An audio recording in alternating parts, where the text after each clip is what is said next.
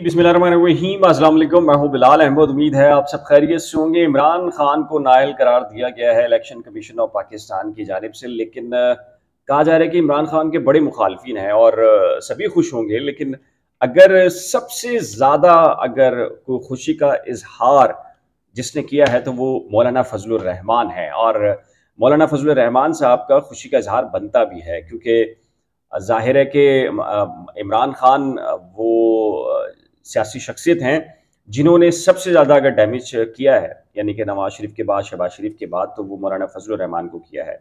मौलाना Fazlur Rahman KPK के अंदर किसी न किसी सूरत के अंदर इत्तेहादी हुकूमत बनाने में कामयाब होते थे, या फिर अपनी हुकूमत बना लेते थे। MMA के दौर में उन्होंने अपनी हुकूमत भी बना ली थी, लेकिन उसके बाद जो है वो मुसलसल जवाल का शिकार थे। और फिर अब भी जो मर्दान के अंदर उनके कैंडिडेट थे वो इमरान खान से हार गए हैं। तो अब जो इलेक्शन कमीशन ऑफ पाकिस्तान ने जो नाअहल करार दिया है इमरान खान को, तो उसके बाद जनाब मौलाना फजलुर रहमान का एक बयान आया है बड़ा मुस्कुराते हुए। उन्होंने एक तो PDMA इजलास की जो सदारत की है, जिसमें नवाज शरीफ, शहबाज शरीफ, मरीम नवाज वीडियो लिंक के जरिए थे और बाकी जो क़यादत थी वो मौजूद थी फिजिकल।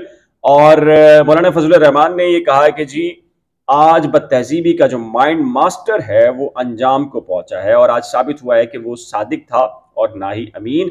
पाकिस्तान का एक बहरूपिया से वास्ता पड़ा था, और उन्होंने कहा कि जी बिजली की कीमतों में कमी की जाएगी और आम इंतखाबात मुकर्ररा वक्त पर होंगे। लेकिन ये तो तोशा जो केस है उसमें ये फैसले के ऊपर मौलाना फजलुर रहमान ने कह दिया है, लेकिन इमरान खान साहब ने कहा है कि जी उन्हें इस बात का पहले ही पता था, चूंकि वो अक्टूबर के अंदर जो कुछ करने जा रहे थे, यानी कि शहबाज शरीफ हुकूमत के खिलाफ एक फैसला कुन आखिरी मार्के के ऊपर उनका एक लॉन्ग मार्च था, और इसी वजह से उन्हें एक रात पहले से बता दिया गया था कि जी आप जो है वो नायल हो रहे हैं, क्योंकि आप अपने जो हम आपको कह रहे हैं कि आप पीछे हट जाएं, तो आप पीछे नहीं हट रहे, तो फिर यही ऑप्शन है कि जी आपको नायल करार दे दिया जाए। तो इमरान खान ने यह कहा है कि जी उन्हें नायल करार देने का फैसला हो चुका था कहीं पर, और इलेक्शन कमीशन ने टूल का किरदार अदा किया है वफाकी हुकूमत का, जो कि शहबाज शरीफ साहब का है।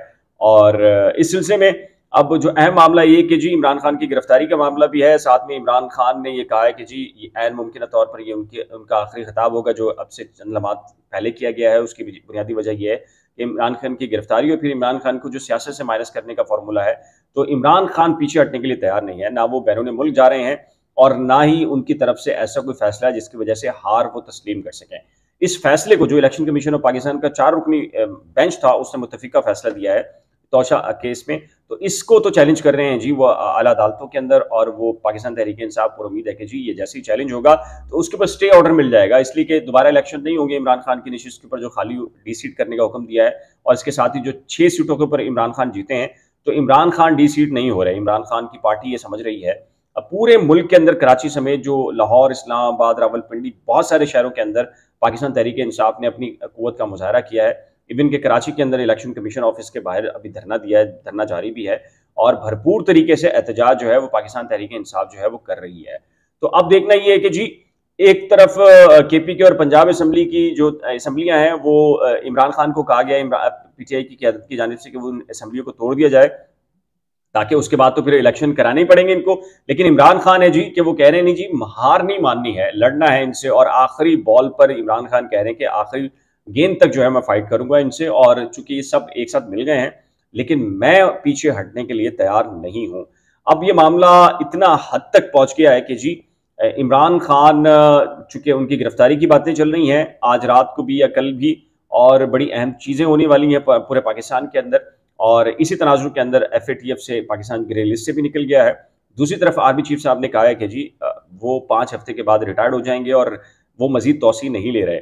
फवाद चौधरी ने इस सिलसिले में ये कहा है कि जी हमें तौसी के या तकर्री के ऊपर इशू नहीं है कि कौन आता है, लेकिन जो लगाने वाले हैं उन पर हमें तहफ़्फ़ुज़ात हैं, यानी कि शहबाज शरीफ और उनकी टीम है, और जो साबिक वज़ीर आज़म है शाहिद खाकान अब्बासी, उन्होंने जो मौजूदा आर्मी चीफ का जो स्टेटमेंट है उसके ऊपर उनको सराहा है कि जी अगर वो तौसी नहीं ले रहे तो ये खुशाइंद बात है। दूसरी तरफ जो आर्मी चीफ ने ये कहा था कि जी FATF के अंदर हमारा एक बड़ा किरदार रहा है फौज का, तो इस सिलसिले में जो शहबाज शरीफ हैं उन्होंने उसका शुक्रिया अदा किया है। और ये जो मामलात हुए हैं, आर्मी चीफ ने ये बताया था कि जी FATF की जो शराइत थी उस पर अमल दरामद के लिए GHQ ने एक स्पेशल सेल कायम किया था जिसने दिन रात ये काम किया है। और पंजाब और KPK की जो असम्बलियाँ हैं وہ تحلیل کرنے کا ایک بڑی بریکنگ خبر آ رہی ہے کہ جی وزیر اعظم عمران خان جو سابق وزیر اعظم ہے ان کو یہ اختیار دے دیا ہے. یہ بہت بڑی ڈیولپمنٹس ہوں گی. اگر ایسا ہو جاتا ہے تو ڈیفینیٹلی پھر عام الیکشن بہت جلدی ہوں گے. نومبر قریب ہے, اکتوبر کا آخری ہفتہ شروع ہونے والا ہے جس میں عمران خان اسلام آباد راول پنڈی آ رہے ہیں, فیض آباد دھرنا ہوگا اور اس کے بعد دمادم مسجد قلندر ہوگا. اس سلسلے میں آپ کی رائے کیا ہے؟ اپنی قیمتی رائے کا اظہار نیچے دیے گئے کمنٹ سیکشن میں ضرور تحریر کیجیے گا. ایک نئے ولاگ کے ساتھ جلد ملیں گے, لیکن جانے سے پہلے ایک ریکویسٹ ہے کہ جی اگر آپ نے کرنٹ افیئرز ود بلال اور نئی کوچ کو ابھی تک سبسکرائب نہیں کیا تو برائے کرم سبسکرائب, شیئر, لائک اور بیل آئیکن کو لازم پریس کیجیے گا. خدا حافظ.